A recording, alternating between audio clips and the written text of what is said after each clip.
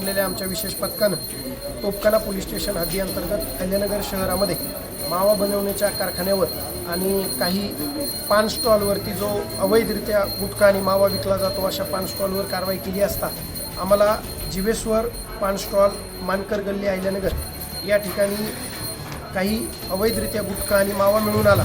तर तसेच आम्ही त्याचा जो मालक आहे संजय मुरलीधर व्यवहारे याला ताब्यात घेतले असता त्याच्या राहत्या घरी आम्हाला मावा बनवणाऱ्या 2 मशीन्स तसेच काही सुगंधी तंबाखू तसेच काही अवैधरित्या गुटखा मिळून आला। अशा प्रकारे आम्ही एकूण 2,26,500 रुपयाचा मुद्देमाल हस्तगत केलेला आहे। आम्ही 3 आरोपींना ताब्यात घेतलेला आहे तसेच 1 आरोपी फरार आहे। आरोपी आणि मुद्देमालाला हस्तगत करून ताब्यात घेऊन पुढील प्रक्रिया तोपखाना पोलीस स्टेशनमध्ये आम्ही गुन्हा दाखल करण्याची प्रक्रिया करत आहोत। अधीक्षक माननीय श्री सोमनाथजी घारगे सर यांच्या मार्गदर्शनाखाली तसेच निर्देशाने चालू आहे। अशीच कारवाई अहिल्यानगर शहरासह पूर्ण अहिल्यानगर जिल्ह्यामध्ये अवैध धंद्यावर कारवाई चालू राहील। धन्यवाद।